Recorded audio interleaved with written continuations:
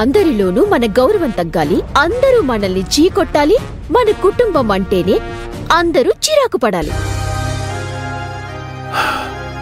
అభి, నువ్వు చేసే ప్రతి పనికి కారణం ఉన్నా అందరూ అకారణంగా నీ మీద నిందలు వేస్తున్నా నీకు ఏ విధంగానూ నేను సపోర్టుగా నిలబడలేకపోతున్నాను. నువ్వు చేసే మంచి ఈ కుటుంబంలో ఉన్న వాళ్ళకి అర్థమయ్యేలాగా చెప్పలేకపోతున్నా. భగవంతుడా, అభి మంచితనం గురించి అందరూ అతి త్వరలో తెలుసుకోవాలి. అభి, రాహుల్ ఎలాంటి కలతలు లేకుండా సంతోషంగా కలిసి బ్రతికే రోజులు రావాలి.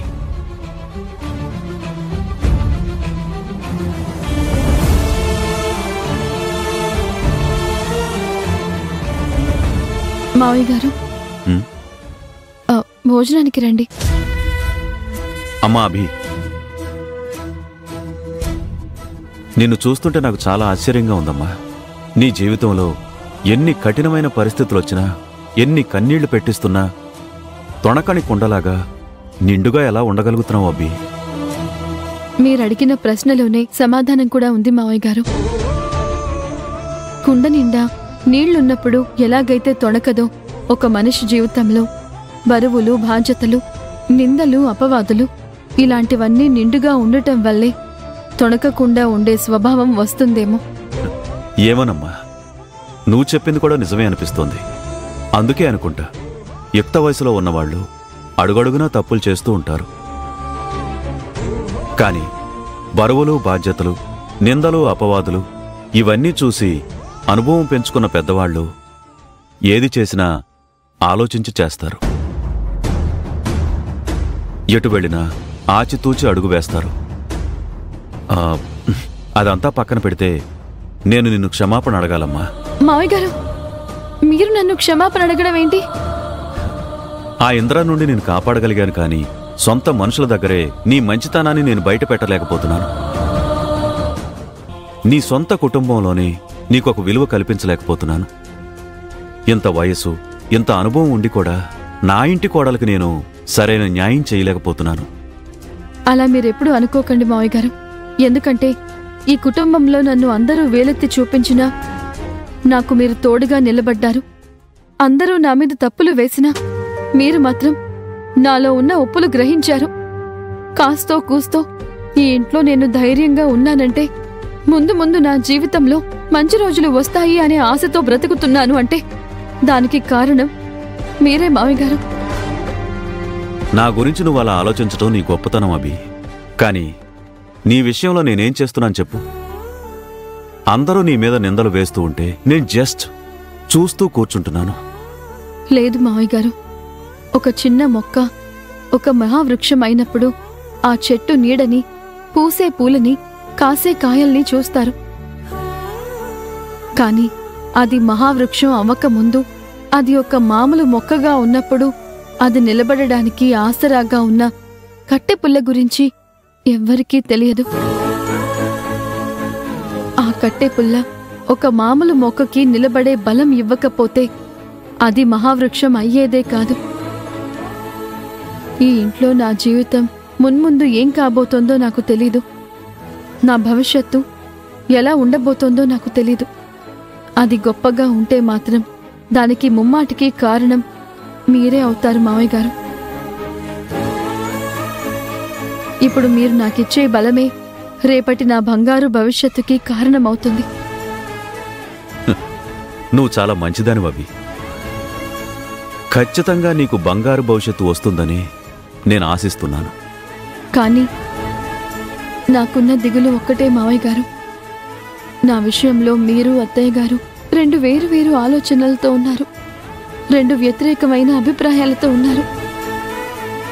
అందుకే నా మూలంగా మీ ఇద్దరి మధ్య ఎలాంటి అభిప్రాయ భేదాలు వస్తాయోనని నాకు భయం. నా కారణంగా మీ ఇద్దరి మధ్య ఎక్కడ దూరం పెరుగుతుందోనని నా భయం.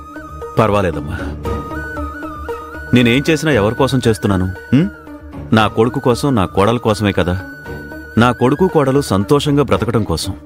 ఆ విషయాల గురించి నువ్వు ఆలోచించొద్దు, సరేనా? వెళ్ళమ్మా, అంతా మంచి జరుగుతుంది.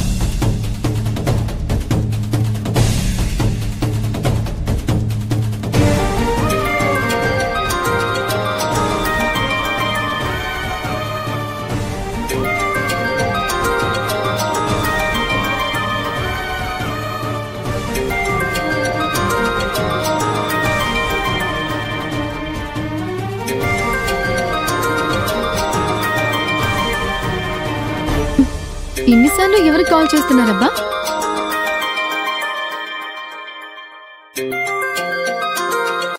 హలో, చేసిన తప్పులు ఎవ్వరికీ తెలియదని చింత లేకుండా సంతోషంగా ఉన్నావా అభి? ఎవరు మాట్లాడేది? ద్విపాత్రాభినయం చేస్తూ 2 పాత్రలలో నటిస్తూ అందరినీ బానే బురుడి కొట్టేస్తున్నావు.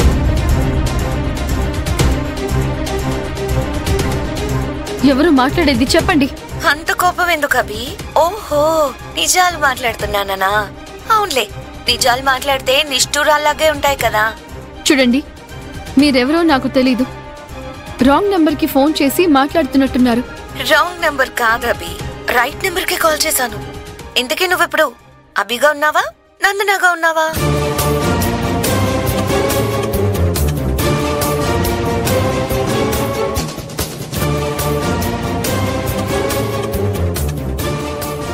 ఏంటభి ఉలుకు పలుకు లేకుండా అలా నిశ్శబ్దంగా ఉండిపోయావు? నువ్వే అభివని, నువ్వే నందనవని నాకెలా తెలిసిందా అని అవాక్కయ్యావా?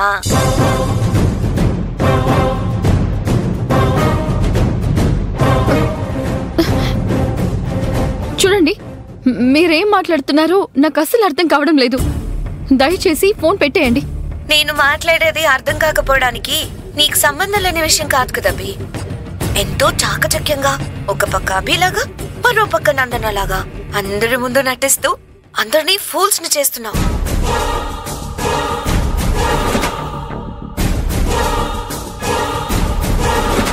నువ్వు వేషాలు మార్చినా నిన్ను గుర్తుపట్టడం లేదంటే నువ్వు 2 క్యారెక్టర్లలోనూ ఎంత గొప్పగా నటిస్తున్నావో అర్థమవుతుంది.